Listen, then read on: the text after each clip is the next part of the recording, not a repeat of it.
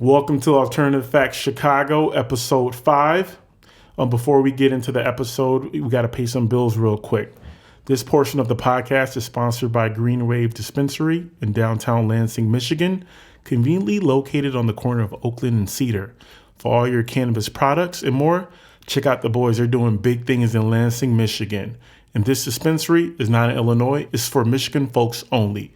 Their website is greenwave.co. Again, that's greenwave.co.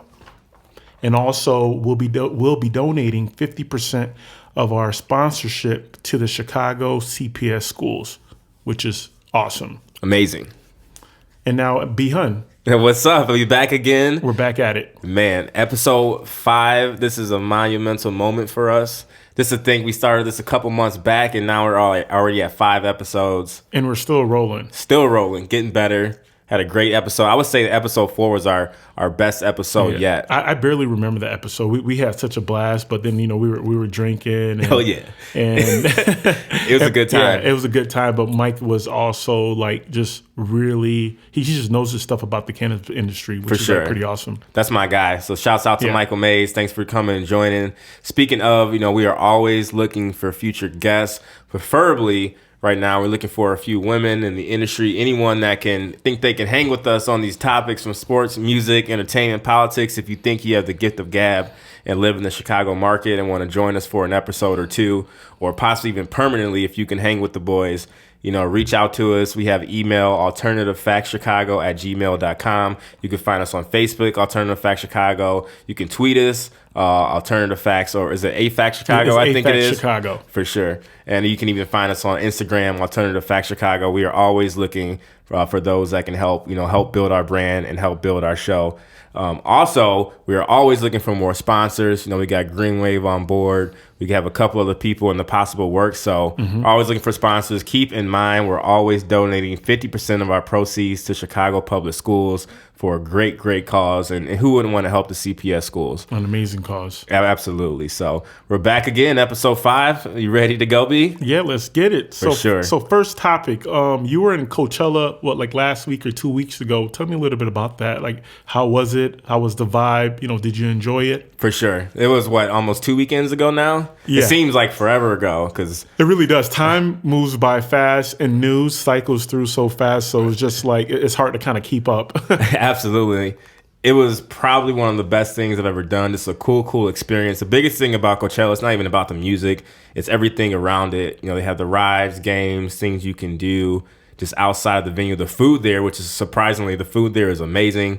The only downside is the beer that they had. They had Heineken they were sponsored by, and that Heineken stuff is nascy. It's gross. Heineken tastes it's like watered down American beer, but it's like watered down European beer. It was terrible. And so, when you're out there, you just had to force it down to drink. Yeah. But overall, I would say it's just, a positive time. I love the group that we were with. Everyone just had an amazing time. It was good to be in California. It's weather. It was hot there. Yeah, and I bet it's kind of like being in the desert because in the daytime it's super hot, and the nighttime it gets really cold. So you're constantly either in long sleeve or a jacket, or you have no shirt on. For sure. And for that reason, this past week, people that know me know I was out of the game, just sick as a dog. And for that very reason, it was 100 degrees during the day, 50 degrees at night, and just that dust out there. Yeah. It's no joke. But in terms of the actual shows and performances itself, some were better than others. I will say overall, as a production, as a festival, Lollapalooza here in Chicago does do it better. And I'm not just saying that because I live here in Chicago. I think they actually just do. The sound from a lot of the stages wasn't that great as opposed to Lollapalooza. The sound spreads. It's easy to get around. Yeah, the acoustics. It's easy to just get around and move there. It was definitely an amazing time just to be in California. There were some good performances. Some performances were kind of A. Who's your favorites? I think Kendrick Lamar did a great job, and I'm not the biggest Kendrick fan, but I think his actual show performance itself, he did a great job.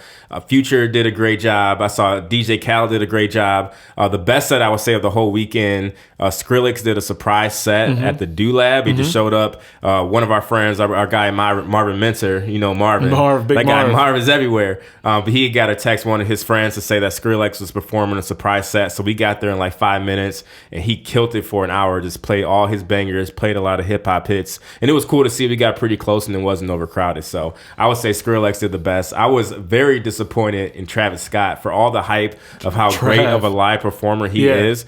I thought he actually did a terrible job. They keep saying he's such a big performer when it comes to just crowd experience and hopping in the crowd and getting people involved, but you said he was just like mostly just auto-tune, off-key. I don't know if it was because of the second weekend. He was just bored, but he talked a lot. He was in auto-tune the entire time. And instead of rapping the songs, a lot of times he was just yelling and screaming. I wasn't impressed. I think maybe I need to see him again in a different setting because I was like, man, this is all the hype. He wasn't that good. Tory Lanez really good. He's known to be a great performer, and he definitely shut it down too. So, for the hip-hop lane, we had a great time. Elise and I, we saw the people that we wanted to see. EDM sets, I'll say Dylan France did a good job. Galantis did a good job. I didn't get to see Marshmello as well too, but overall, we had a great group. I love all you guys. We'll have to think of another trip to do next year. I think we may be thinking of going to Ultra for 2018 is like our little trip to do as a group. Is that what, Miami? Yep, that's down in Miami. Yeah, that's all EDM. I don't know if you can handle that. Nah, man, that's your lane. Yeah, I can only have like 50% of it. For sure. It's a great time. Definitely worth it. I think I'm pretty excited for Lala this summer though. And festival season is back. Yeah, I can't wait for Lollapalooza. It's going to be like it's going to be insane. Like what MGK. Is that's my guy. Yeah, he's there, of course, with Big Sean. Okay, all right. I'll be there Sunday. Okay. I'm going to make sure you come and watch both shows with me so you can see the experience of how it is to see a real artist. All right. It's going to be awesome. But yeah, shouts out to Coachella. That was a fun time. And back to the next memory. What's next, man?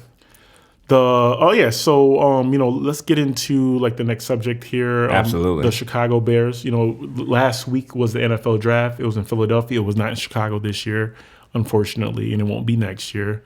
But where's it next year? I think it's back in Philly. It should be. It's either back in Philly or some other states hosting it. Okay. But I really think that it should definitely be back in the city of Chicago. But but yeah, so the Bears, they just finished the 3-13 season.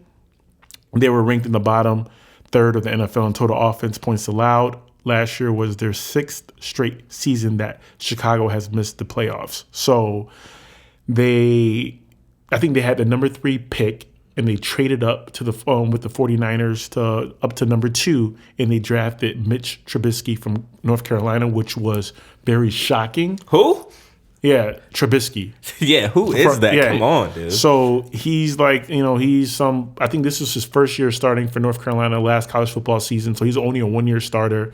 So that right there is kind of red flag. So why weren't you able to beat out the previous quarterback, who's not even in the NFL right now? Exactly. So that's weird. And he played a lot of suspect defenses, within the ACC. So I don't know why they drafted him. The 49ers, I think they claimed the 49ers faked them out. They made it seem like they were going to draft him. I think the Bears are in a position to where they might not win a game next year.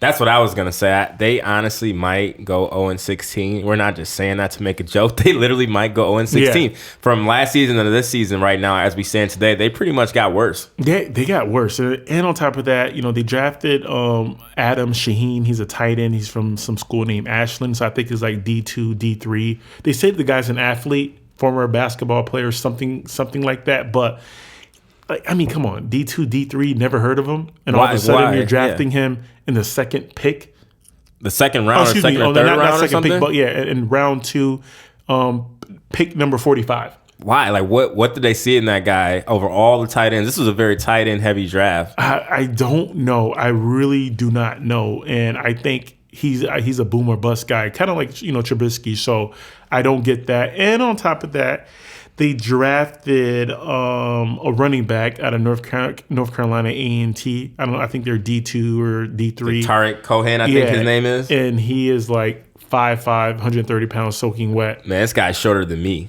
And I'm just like, and I'm not sure how he will mix in with. I think their running back right now is.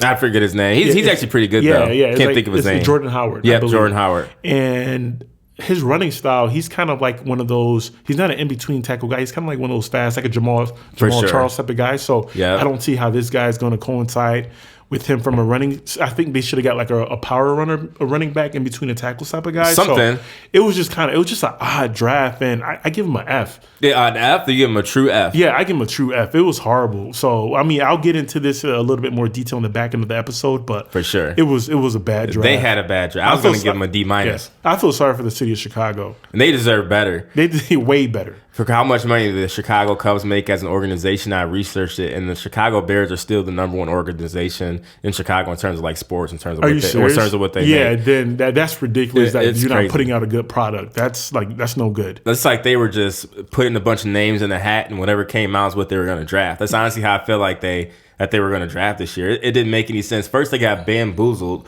by the 49ers. Like, why did they trade up? You know good well the 49ers were not going to take Trubisky. No one was going to take him that high. No one was going to take him that high. He probably would have went to the first round, but I think he would have just dipped like in the 20 to 25. And I would be okay with that. Yeah, but like for him to be the number 2 pick overall, like he would have even been like last year. He wasn't going to be the number 2 pick overall.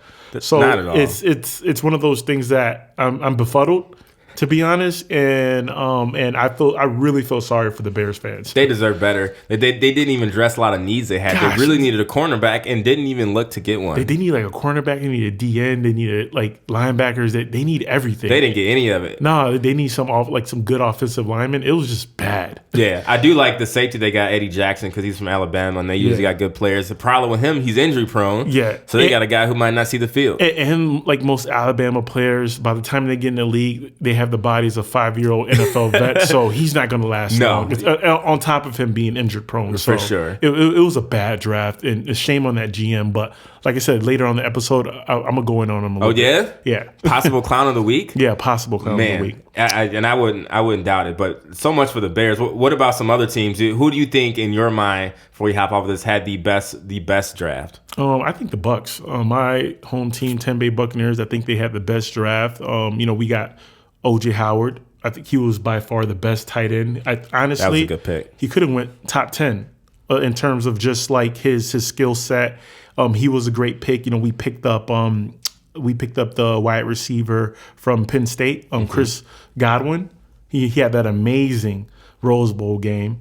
When he put up like almost 200 yards, receiving 3 touchdowns, 3 touchdowns, and then we got our safety. We drafted Justin Evans out of Texas A&M, another great need for us, and that guy is like he's legit. He is the real deal. So he's the real deal. We got Kendall Beckwith from LSU, another strong pick. So I think that the Bucks. I think we're definitely going to the playoffs next year. That's a bold thing to say. And possible Super Bowl appearance. We'll see. And remember this episode 5. Alternative Facts Chicago, the nonsense that Bobby's spewing over here, saying the Tampa Bay Bucks are going to the Super Bowl. That's a little far-fetched. The only team I'm somewhat fearful of is Falcons, but I think the Patriots took their heart out so much that they're just going to stink it up next year. They lost their confidence and swag. If you notice, for that reason, the Falcons drafted like as much defense and pass rushers as possible, which is smart. But that just for that game, because they're still the Falcons. They are still the Falcons. Can't believe them that much. They blew a 25-point lead in a quarter and a half. They are perennial liars. For sure. Okay. I like my Lions. They did a pretty good job. In my mind, I give them like a solid like maybe B to B minus. Who they draft? They got needs. They got the surefire starter and Jarrett Davis, the linebacker from Florida. He'll definitely be a 3-down starter right away. I almost like the pick with Teez Tabor, the cornerback from Florida as well. He is a little bit slow, but he did make some plays in college to where he's a guy who's almost plug and play. We need cornerbacks, so I'm totally okay with it. And who knows? He might be one of those guys, he's the same speed, with the pads on as he is without the pads. So for sure, you just never know. And in the NFL, I mean, a lot of times the cornerbacks, you want them to be fast, but if they're playmakers, I want them on our team. He's a starter for a while, so we need defense. So I'll take that. Overall, though, I would say, in my opinion, who had the best draft, and I'm rooting for them in this case, is the Cleveland Browns. Man, they've sucked for so many years. They're like the poor Browns. I think the Bears might take over the Browns for the worst franchise, but they actually did a really good job, and I'm pretty surprised even they make terrible drafts. And with their coach, he's the type of coach that they have to where you're going to be a good player. You're going to play on this team or not, and you're going to work hard. So getting Myles Garrett, getting my guy from Michigan, Peppers, He's the man. I think he'll be good there. They really just did a good job. They got the quarterback as well too from Notre Dame. What's his name? Deshaun Kaiser. Yeah, I think it is too. So I think this made like some good moves, some good franchise shaking moves. People that can come in and hit the ground running. So I'll give the Cleveland Browns props there. Yeah, I really hope I think it's just good for like the city of Cleveland. Just even though the Cavs won last year and that was huge for them, but I really think the Browns are the heart of that city. Yeah. So if they were to make it to the playoffs, and not saying that they are anytime soon, but if they could make that jump eventually within the next 3 to 5 years, that would just be huge for the city. So definitely, I'm really hoping a lot of good things from this team. I think so. Overall, though, I think in terms of the overall draft experience, I do love the city of Chicago. It's fun when it's here. Philadelphia showed us up, so if it ever comes back to Chicago, they got to do some work. It seemed like it was insane all weekend in Philadelphia, just the crowd, like how they were reacting to everything, just the whole production itself. It just seemed like they did like this a really good job in that city. I mean, and even like the announcers when I was watching it, they were like, this is the craziest draft they've ever seen. And mind you, they're in Chicago the last 2 years, right. So I kind of took offense to that. And I'm like, man, I thought Chicago had a crazy crowd. It seemed like more insane. But Philly did look kind of lit. So, kudos to them. And hopefully I'll try to make it out there next year if they are there next year. Oh, yeah. I think it is, but we'll have to look up and see where it's at. But yeah, I think they did a really good job just overall for that city. They probably brought them a lot of money, so kudos to them. Yeah, absolutely. Yeah, so, sure. So next subject here, since we're talking about just Chicago stuff, Obama. Our guy, Obama, man. Obama, our guy. He is donating $2 million to support like summertime jobs for, kids. So I'm guessing kids on the South Side. For sure.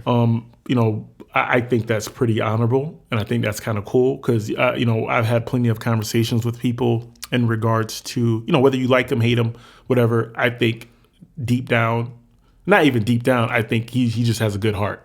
So whether definitely. You agree with him or not, the guy has a good heart. He's a good human being. So, you can't just, chastise him all the time about, things that you don't agree with. It gets old. But I think what he's doing is cool because what I tell people is in order to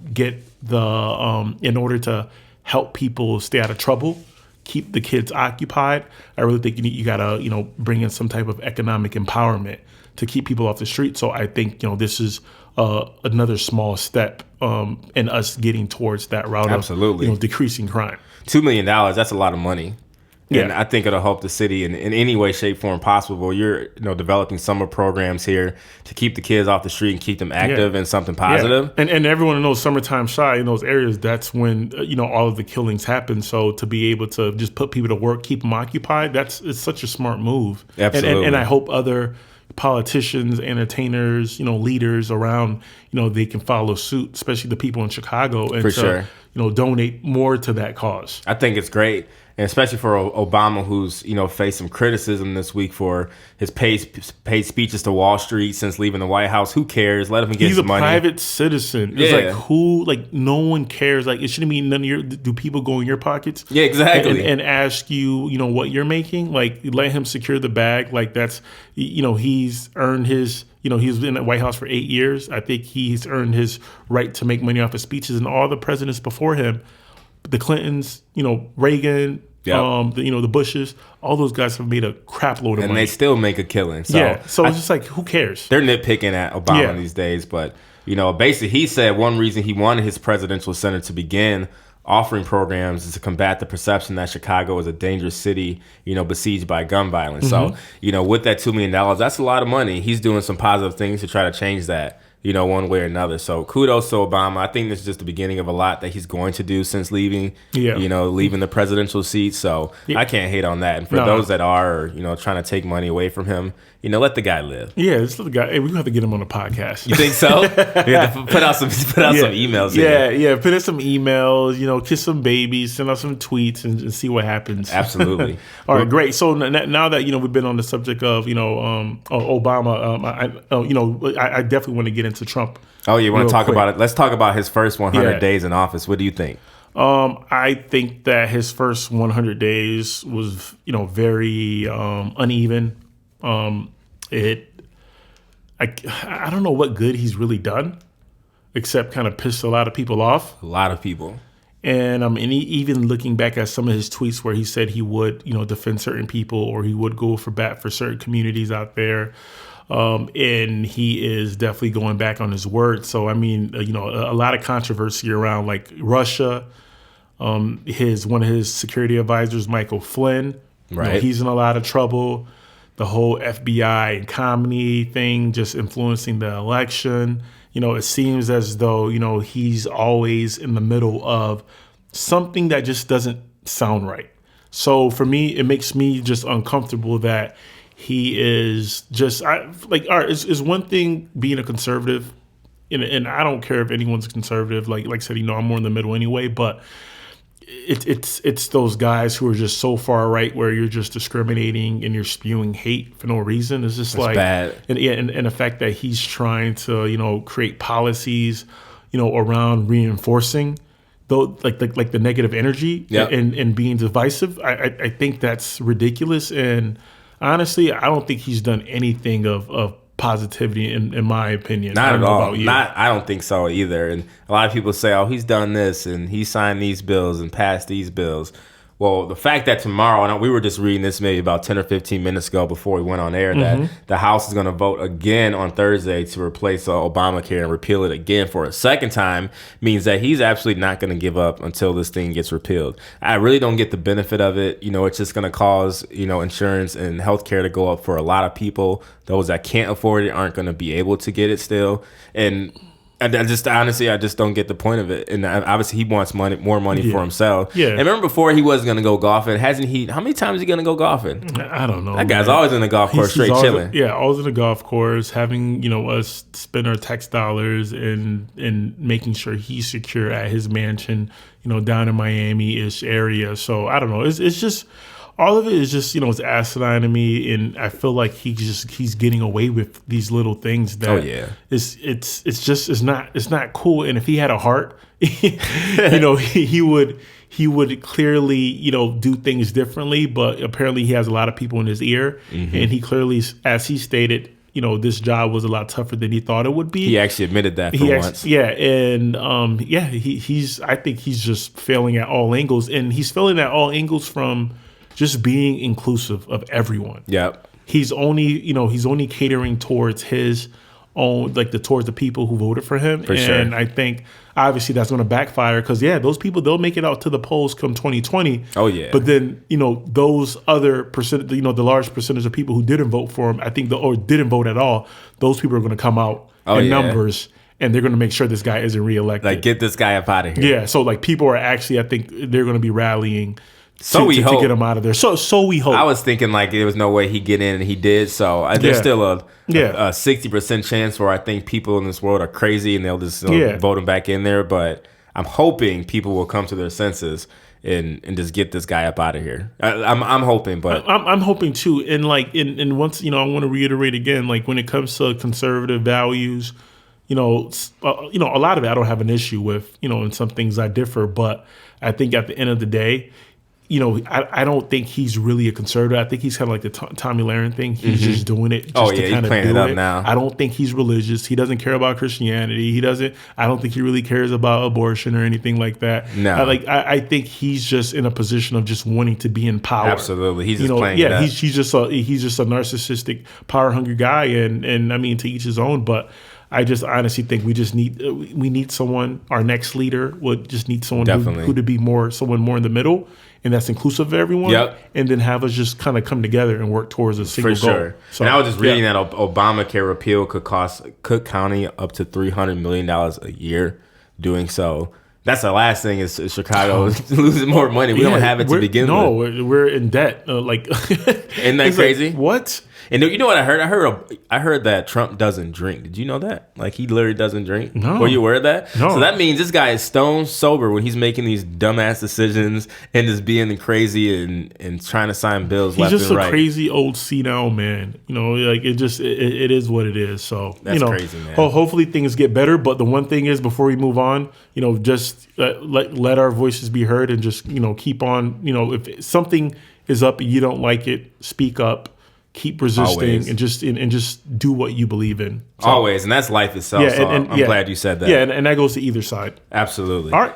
And so this portion of our podcast is sponsored by Green Wave Dispensary, downtown Lansing, conveniently located on the corner of Oakland and Cedar. For all your cannabis products and more, check out our boys doing big things in Lansing, Michigan. This dispensary is not in Illinois, Michigan folks only. Their website is greenwave.co. Again, that is greenwave.co.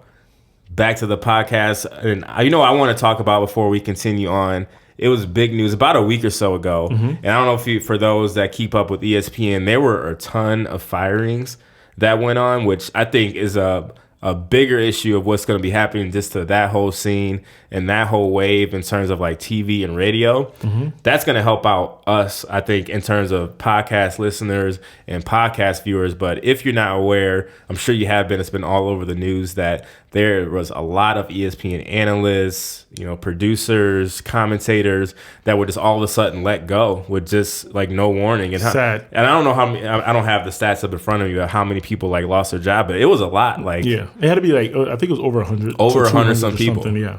And that's a ton of people that just happen to just lose their lives. And it seems like ESPN really hasn't sent out a big explanation of why that is. Have you seen anything about like a big explanation of why they decided to let a lot of people go? Yeah, I think something having to do with them just trying to be more, in the digital space.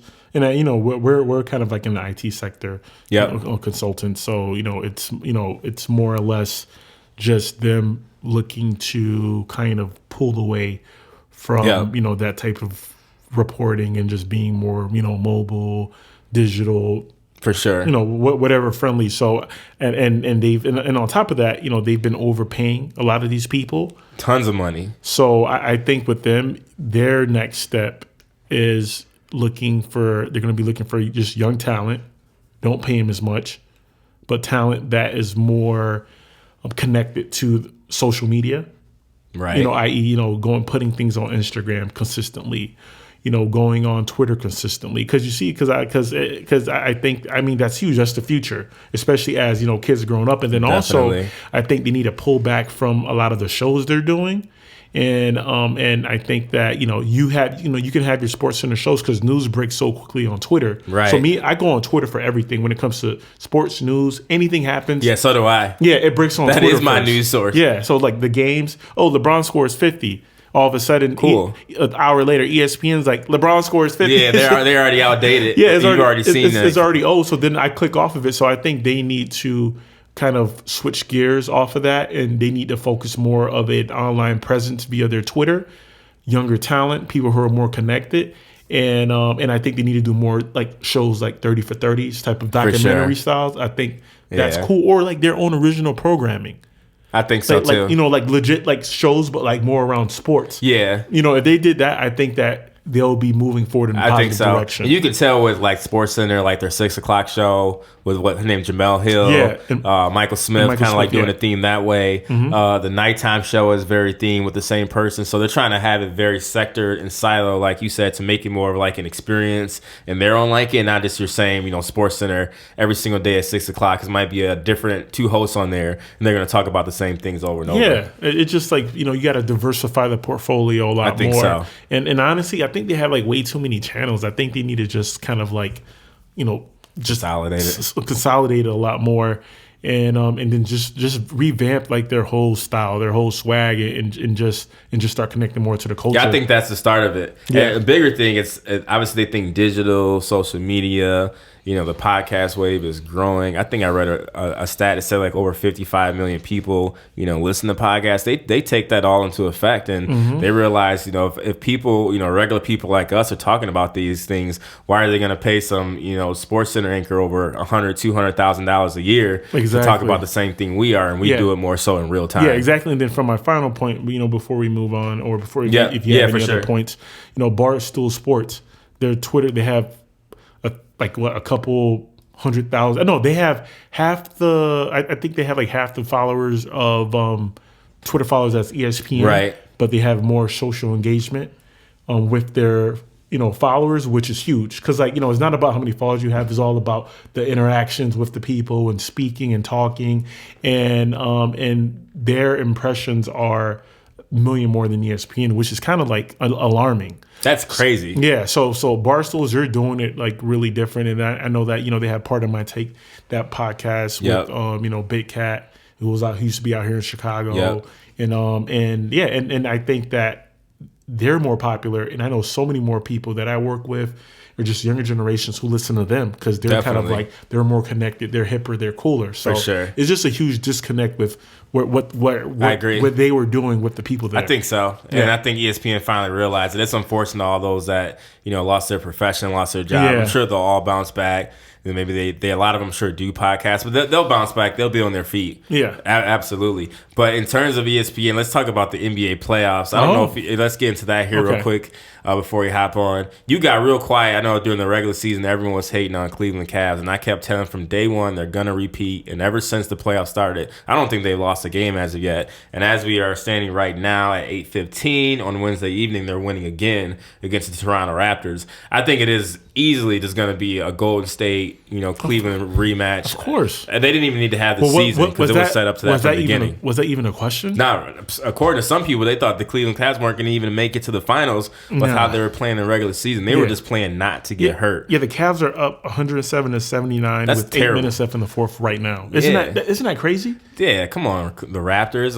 You knew that the Raptors were frauds. Most of the teams, of the teams in the Eastern Conference are frauds. I will say I do like the Celtics. I like what Isaiah Thomas is doing. Oh man, he's playing lights out. And obviously with his sister passing, a couple of weeks ago, that might have that effect. And I really do think the Angels actually watch over people when things like that happen. But he's playing out of his mind. Yeah, I mean, like the guy's sister getting his teeth knocked out. Crazy, right? And he keeps getting back up, man. And it's like he's one of my favorite players to watch. He's awesome, and this is like a second round pick, I think. Yep. Or or lower first round, second round, and they said he was always too small, and he is just proving everybody wrong. So man, shout out to him. He's a phenomenal player. Yeah, 50 points last night. And then also the Clippers, they're the biggest frauds. And you was rooting for the Clippers too. I kept telling you, man, like the Jazz, like their squad is decent. I want to see CP3. I want to see Chris Paul win. Like who wouldn't? I mean, he's a good guy. He's been in the league a long time. He can't seem to get it together. He seemed like, and honestly, I don't think it's really him because I think he's tough as nails. Like he can do it all. Right. I honestly think Blake Griffin, with him, he's soft. And on top of that, I heard that they're looking to give both of them max contracts. CP3, I would, just because you're not going to get a better point guard than that. But Blake, I forgot who was saying he was soft. I think it was Kevin KG or somebody. But like he is just, they're never going to win with him. Like you need someone. You need like a nasty power forward, like a Kenyon Martin, for sure, a KG Rasheed Wallace type of guy in that position. And Blake just doesn't care. He gets hurt all the time. I feel sorry for the Clippers because they're going to lose every year. Oh, they're done. They had a little window of opportunity when the Lakers weren't that good. There was their chance, and the Warriors weren't really like like they were trying to figure things out. Now it's over. It's over. They had their chance. The Lakers are getting better. They got all the young talent. They're slowly just going to pass them back up. I mean, LA is Laker talent. Oh, the Lakers are going to get. They're going to get good. Like as soon as they can pick up a couple of free, like a Paul George type, for sure, and another big name free agent along with those young guys, they're taking off. It's absolutely over for sure. I saw a bold prediction from my guy, and I don't know if he made that up or if he saw it from somewhere else. My guy Scott Wixon, one of our classmates from CMU, but he said that CP3 Chris Paul might end up going to the San Antonio Spurs. And what might happen is who's their point guard that they have right now? Tony Parker. This is last year. I think. They're saying he might go to the bench and then maybe be a backup and stay there and have CP3 go to the Spurs. I was like, it's actually not a terrible idea if you actually want to do that. If he leaves, they say he may come back, but I think CP3 needs to get out of LA before he can. He's never going to win there, at least not on the Clippers. No, not at all. Not like, and I think do you think Melo could save them? I don't think he can save him, but I would have him go there and give it a run. Like maybe if you traded, like do a sign and trade, sign Blake Griffin and trade him to New York, get him a fresh start. Send Carmelo out west, get him a fresh start because he needs out of the Lakers. Him, CP3, and DeAndre Jordan. That might not be bad. Yeah, okay. Not that they win, but I give it a shot. I send him out there. I think Carmelo needs a fresh start. It's something different. Absolutely, for sure. Yeah, for both of them. Yeah, and then also the Spurs and the Rockets. The Rockets are hooping. They look good. So I'm not saying they're going to go to the finals. I'm not saying that at all. Right. But if Harden keeps playing the way he's doing, and those guys are shooting the ball the way they're shooting, they might upset. And if they're actually playing defense, that's kind of scary. They might upset the Spurs. They might take them out. I wouldn't mind seeing the Rockets Warriors series in the Western Conference Finals. Oh, that would be insane. Even more so than the Spurs. I almost don't want to see the Spurs and the Warriors because I don't think the Spurs can beat the Warriors. The Rockets can hang with them. Just their up and down play, their tempo. I think they can hang with them too. I mean, they're very similar teams, so that would be a very entertaining matchup in the Western Conference Finals. Cavs are still repeating in my pick. That's I've had them for day one, beginning of the season. It's not changing. So I'm going with the Warriors. I mean, KD, Draymond, Clay, those Curry. I don't. The Cavs are good, but I just think that they're just playing a really bad Raptors team. And I think once they meet their match, I think the Celtics are going to give the Cavs some trouble. Oh yeah, just to be real with you, little bit, maybe a game or two. But I honestly think that the Warriors and Cavs, like the Cavs, they'll take that in 6. So we'll see. Okay, it's to be determined. We haven't talked about any music yet. We're almost halfway through this episode. Well, what's been going on in the music game the past week or so? Wale dropped a surprise album like he was Beyonce. This guy. And he ended up selling only, 22 or 28,000 records? Well, right now it's still predictions. The final number will be out later this week. Okay. But as of the 2 or 3 day projection was 22,000. So he's doing Troy Ave numbers. That's really, really bad. Like, who gets the blame for that? His record label, him, and we don't have too much time to get into deep dive on why he's gonna have terrible record sales, but that's really bad for a guy who was allegedly supposed to be, top 10, top 15, one of the pioneers of the current generation of rap. He might have to get up out of here permanently after that. You can't come back from those sales. Nah, he just needs to do acting or just do a little sneaker show and just switch his whole swag up. I think honestly he just need to stay away from just coming out with albums and just be strictly a feature rapper. I think so. Hop on a couple of tracks, hop on some pop tracks, some Lady Gaga's, Katy Perry, Miley Cyrus, just go that lane and just, give them some good verses and just make your bread that way. So, just take the Ludacris route. He might have to because he makes decent to good songs. Yeah. His album was good. I think it was good. Yeah. And you're not really a Wale fan like that. I'm not a Wale fan at all. And his album, it was decent. I think he definitely could have, came out with some different singles. I think he had some better tracks on the albums that were better singles. Agree. But, that's probably him and his whole marketing team. They just dropped the ball big time. For sure. I think so. What about that Katy Perry track? That Katy Perry track with Migos is dope. No, Katy Perry, man, she's talented. She can sing. She has the talent. So I think that her album is going to do numbers. Like, always, she's a pop star, so she's not going around anyway. I think with her, surprisingly, she's been having, a lot of, some weird controversy because a producer, as of recently, said that, she was calling him the N-word in the studio. Yep. And he told her, to stop, and she kept saying it. And then also she recently, I think she, posted some type of Snapchat, some Facebook Live video where, she was referencing or comparatively trying to reference herself. Something I think. And, Obama and, and some, a monkey or I don't know. Someone man. was saying in a comment that they wanted her black hair back. Yeah, and she referenced saying something about, oh, you want Obama back? He's gone. He's not coming back or something like that. It was just a terrible, poorly taste joke. So it wasn't monkey, but it was. It's close enough. It was really bad. It was really bad. And I don't know if somebody was saying she's going through her little Miley Cyrus phase. But she's too old for that. Yeah, she's wilding. She has to be 30 something. I don't know what 30 maybe she's on some drugs or close. Something. Yeah, I think she's bugging. I mean, for sure. And that happens. You're in that LA life. Yeah, don't tell them with the drugs or the people you're around. Yeah, no beef with LA, but man, LA has some oddballs out there sometimes. For sure. Not everyone, but there's a group of people in the entertainment industry where you're just kind of like what's wrong with you? Yeah, I totally agree. I'm like, crap. You letting this town just kind of eat you alive, and I can see that just being out there for a couple of days. I think it can weigh at you. Yeah. And just make you the type of person that it almost makes you a totally different person living out there. You become a character of yourself. Yeah, exactly. It's just you have to be in the best clothes. You gotta, you're doing drugs. You're just living this whole lifestyle, which is out of your character. So I hope she gets help if that is what she needs, or maybe she's just doing this for promo. But whoever her publicist is, they just need to shut her up because She must have the same. She must have the same Chris Brown. Yeah, she must have the same Chris Brown team. Yeah, don't end up like Chris Brown. Yeah, she's had multiple gaffes. Man, but that song of the week though, the song that I heard was that DJ Khaled song. You heard that, right? Yeah, I didn't like it that much. You really didn't like it? No, it's for teeny boppers. It is. It is. Like Khaled, I like his more, more grown up hip hop, throwing on some like Nas, some J. Cole on there, like, K-Dot, Big Sean. Like, I like those hip hop inspired tracks. Okay. I wasn't really feeling this Bieber. I wasn't really feeling like the Bieber. I mean, the Bieber hook was like he actually killed the hook, like vocals wise, but Wayne verse was trash. It was okay. Yeah, it was a typical Wayne verse. Migos, they were okay. Quavo, he had a good verse, I thought. Yeah, it was decent. And Chance, he killed his. Chance is cool. He had the best verse. He had the best verse. And we're not being biased, but he really did have the best verse. So it's gonna be a cool summer track. They're gonna play it. It's gonna be #1 song, and they're just gonna keep it moving. But it's not for me. It's a good record. It's just not for me. Absolutely, and I'll even go so far as say that'll probably get nominated for a Grammy. Might even win rap collaboration, rap song collaboration of the year, just for who they had. But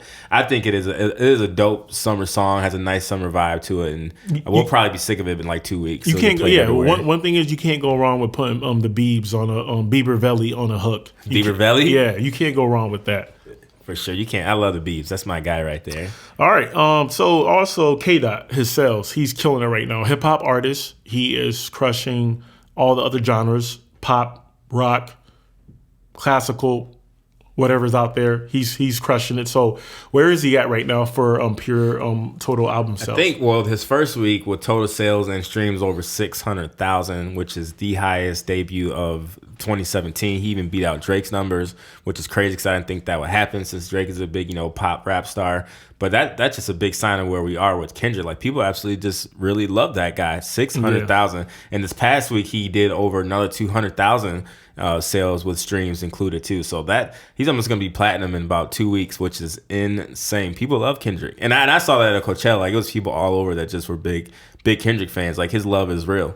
You just can't escape it there. And speaking of, when we heard like projections for Logic, and I know there's a lot of people who may not even know who Logic is, but he's a big rapper. His album's coming out this coming Friday. It's projected to do over 200,000 record sales in the first week, and it's not even out yet, which just goes to show, like, man, for one, who are Logic fans? So I know people that say he's pretty good, but I don't know one person where it's like, Logic's my guy, he's the man. But to do over 200,000, that's almost superstar status numbers. He has a huge fan base, and the guy, insane. I mean, he has his his character, like, so from a marketable standpoint, he's not that marketable.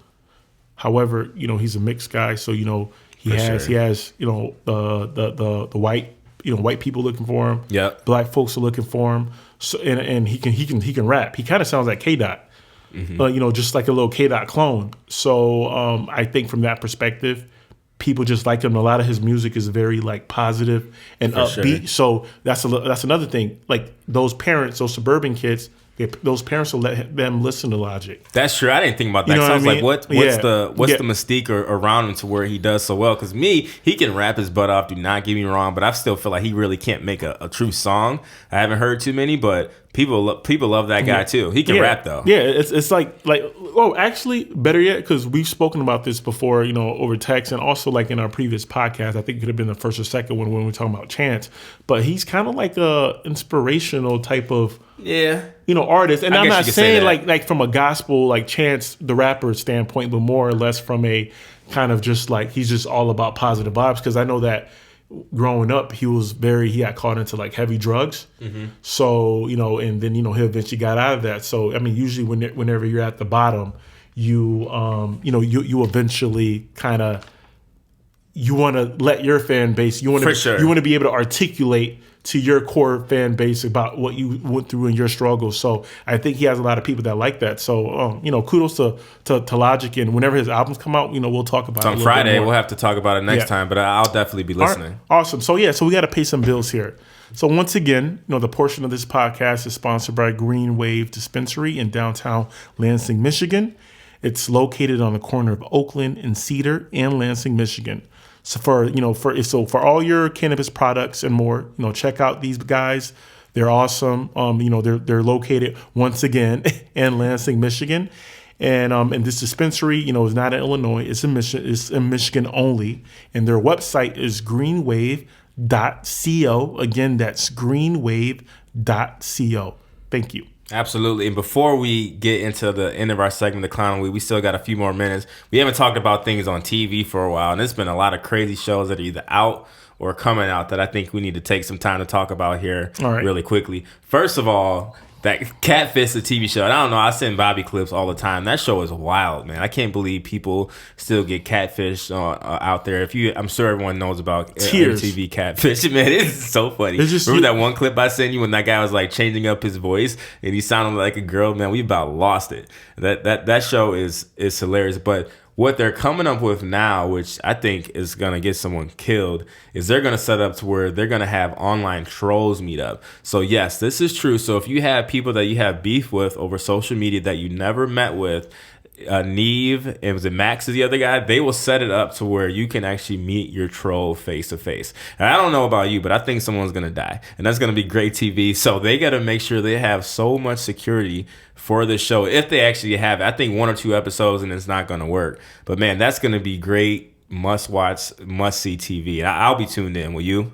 I would definitely be tuned in. I think it would be hilarious because there's so many Twitter beefs going on. Oh my God. And I just sit back and watch. And I mean, I've been in some Twitter beefs too with some celebs where I got blocked for them not agreeing. It's not like I was going at them crazy, just they didn't agree. They didn't see my point of view. And honestly, if that was me, I would love to be on that show. Oh my God, because I got some stuff to get off my chest. Sure. I think that's cool, but I just think that if these, for me, there's no malice coming from I just want to talk to someone face to face and talk about our disagreements. Some of these guys, they might get on this show, they're going to try to kill each other. They show out just because it's like their 15 seconds of 15 minutes of fame. Exactly. So, that might give them more followers, more buzz. It's all about just getting your buzz up. Man. So, they're going to act extra on TV. I can't believe that they're actually considering doing this. I don't think it's going to, it'll be great TV, but someone might die. They may end up in a lawsuit.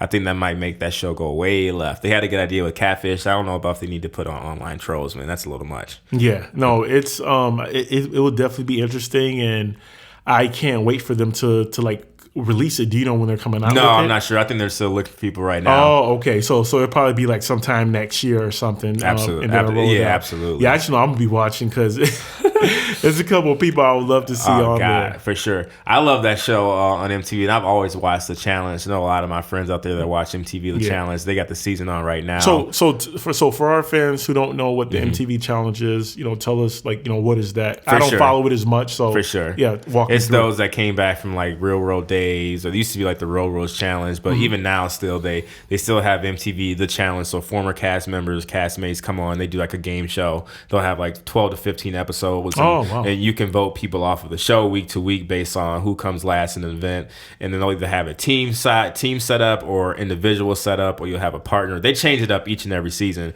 to where the winner they win a lot of money, sometimes up to $300,000. They've been doing this for over 20 plus seasons now. But now what they're going to do, which is a cool aspect this next season, if you have not heard, they're going to be doing challenge champions versus the pros. So anyone that's won a previous challenge, they've already picked the cast of some of the greats of the challenge, like Johnny Bananas, Darrell, Camilla, Cara Maria, Nehemiah. They're all going to be on this cast. It's 10 people on their team versus actual pro athletes. The first time it's ever been done. They're going to be in the house with these guys. So people like CM Punk, former WWE wrestler, now UFC fighter, he's doing this. Victor Cruz is the host. Who else is on there? Sean Merriman, former NFL players on there. Oh, wow. Cameron Wembley, former NFL players on there. I might have to go watch that. Tia Blanco, Lolo Jones is on this as well too. So yeah, these are legit big stars. So it's 10 on each side. I think the winner, $50,000 goes to the winner, and it goes to their favorite charity. So I'm it's not that much money that they're going to get, which means they might have got the bag or getting cashed out before they even get there. But the crazy part is putting the crazy people from the real world and the challenge in the same house with these pros, when these pros have never been in that environment anymore. I think that's going to be great TV, and something crazy is going to happen. But I think that's a good way to spend that show, and just add a different element that they've never had before. You're going to have to watch it though, for sure. Oh wow, that's actually really cool. I'm definitely going to check it out. That's a good idea, man. I think that'll be dope. Yeah, so one of my favorite shows, Haley and I, we've actually been watching this show. So it's called Married at First Sight. So essentially, the premise of it, I think it's like on Lifetime or Bravo or something.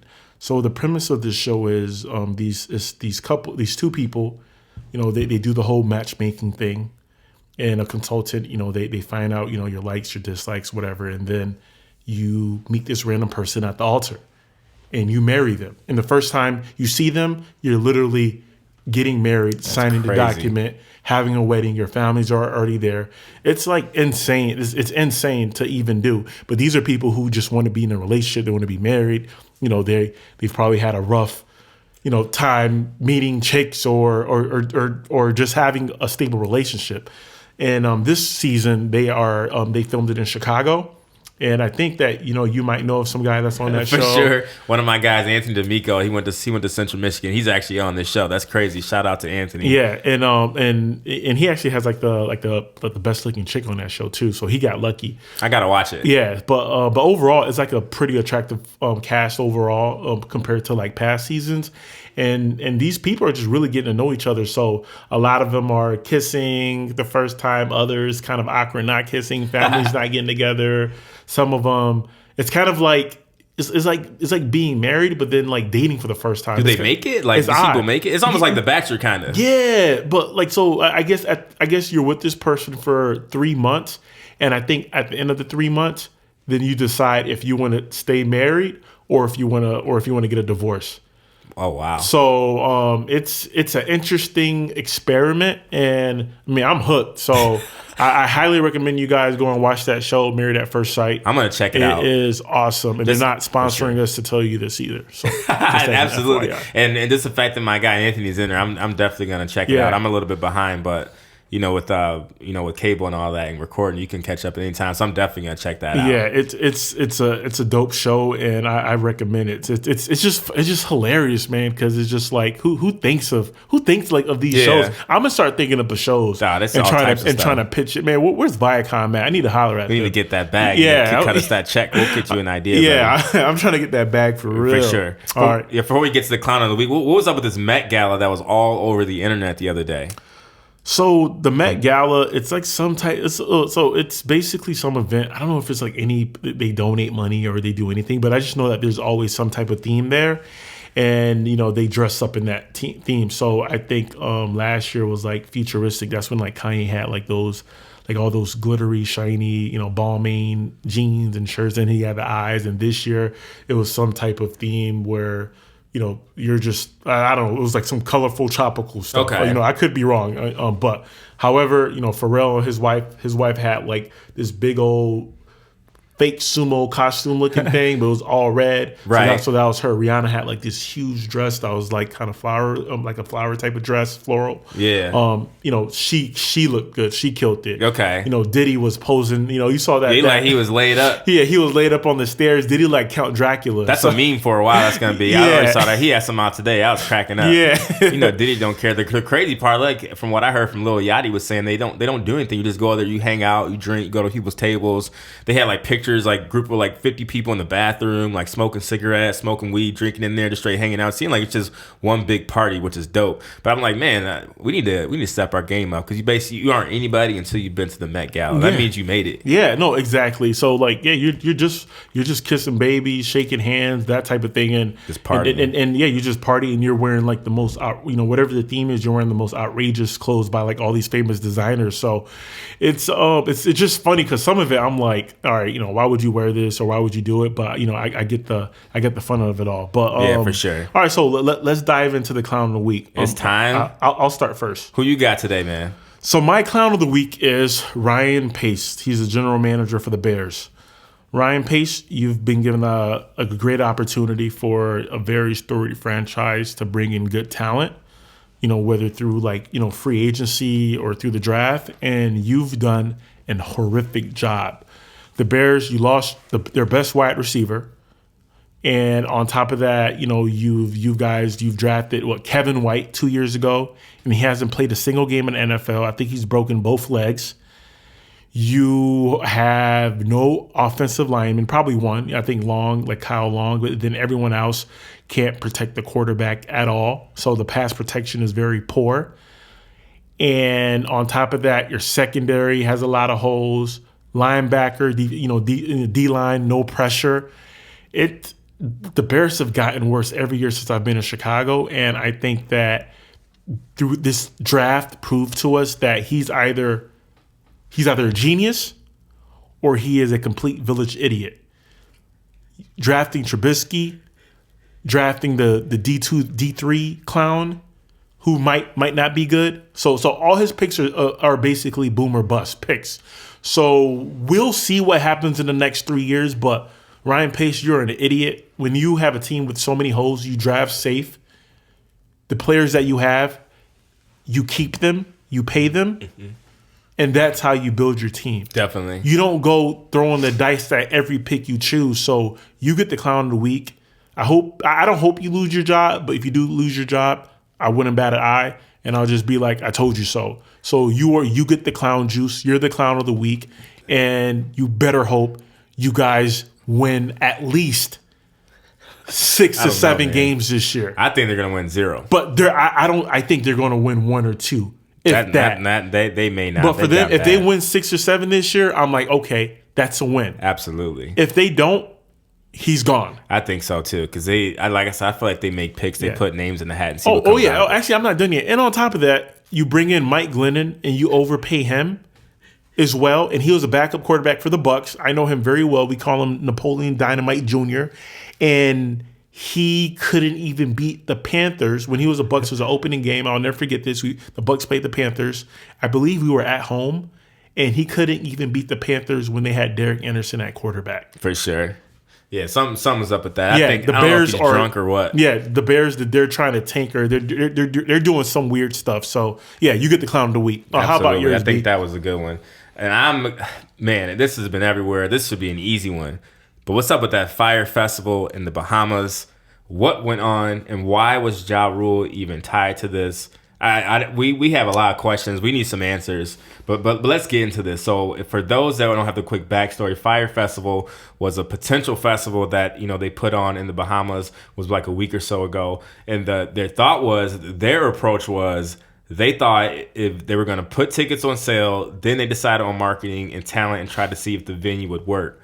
The problem is when you put on a music festival, for all the dum-dums that don't know, the traditional way to promote a festival, you find a great site, make sure it works first, and then select talent and put together marketing and ticket sales. They did it completely backwards. It didn't work at all. I know there was a storm leading up to it, so it kind of hurt some of the water. They didn't have water access, but they sold a ton of tickets. People who paid almost up to $250,000 a piece for high-end villa packages, gourmet meals.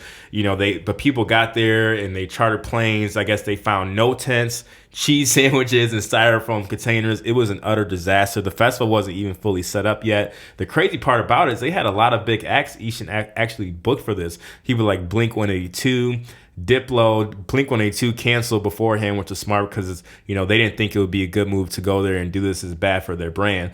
But whoever this guy was, I think his name was McFarlane, I think he was. Yeah. I don't have his name pulled up right now, and Ja Rule was tied to it, which I still don't know. Why is Ja Rule tied to this? That's the crazy part about it. He's like some young kid or something, right? He is. And they screwed up completely, and it was bad. So who's the scammer here? I think so. McFarlane, the guy who actually put it on, which there are already now not one but 2 lawsuits out there against him, and Ja Rule is tied to this. So it was all around bad. People were stuck out there. They're stuck in the Bahamas, nowhere to sleep. I guess it was bad weather, so they couldn't get flights out of there. It was an all-around disaster. But the crazy part about it, if you are someone who spent almost $10,000 to go to this festival, you get what you deserve, because you should have did a little bit better research on what the heck was going on out there. But it was an utter disaster. Fyre Festival, you're getting the clown of the week. This is going to hurt future festivals overall, because people are going to be skeptical of what they're getting themselves into, and they just made a really, really bad move. And I think it's been fun, and we've been seeing clips and videos and like fake movies created from this the past few days. $100 million class action lawsuit. $100 million. Who's going to pay that? Like no one. That guy Billy McFarlane, he's the biggest scammer. He scammed Ja Rule. Has Ja Rule ever had? Come on, man. Is he tired of taking L's? No, he always takes L's. It was funny. My guy DJ Rock City, what up Rock City? One of our DJs out here in Chicago. He was playing Ja Rule all last weekend and any set that he could find, because he was like, Ja Rule needs some money, so you need to just play Ja Rule songs anywhere you go, and he does need some money because he's tied into this. Ja Rule is always taking L's. 50 Cent was throwing more jabs at him. Always, man. So for that, Fyre Festival, you get the clown of the week. That was an amazing story in not a good way. We were cracking up for days. But before we get out of here, we got to pay some bills one more time. This episode of the podcast was sponsored by Green Wave Dispensary, downtown Lansing, conveniently located on the corner of Oakland and Cedar. For all your cannabis products and more, check out our boys doing big things in Lansing, Michigan. This dispensary is not in Illinois, Michigan folks only. Their website is greenwave.co. Again, that's greenwave.co. And man, this has been a good episode. Oh man, this has been it's been an amazing episode. And I'm happy we're able to connect just because I feel like we've been talking about a lot of off-topic things, not really having to do with like the current events. So it was cool to like be able to kind of speak about these things in a little bit more detail. Absolutely, absolutely. So just keep in mind what we said earlier. Any sponsor we do have, we're always looking. 50% will go to Chicago Public Schools, and also for future guests, we are preferably looking for women who think they can hang with us. But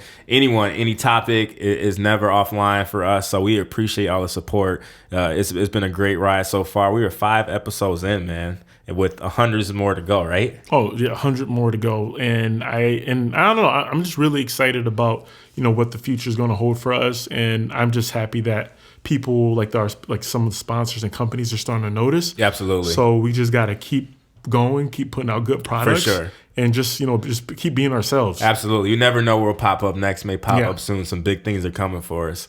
So we appreciate all the love and the support. Absolutely. So all you guys have a good night. Thank you for listening.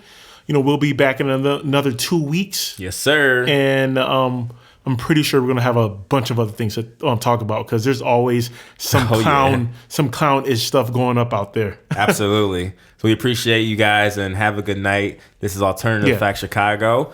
This is B Hun. We got Bobby and and we're actually before we go out, please subscribe to us on iTunes. Oh yeah. Please like, review, subscribe, iTunes. Please. Absolutely. We like and also we're doing a contest right now.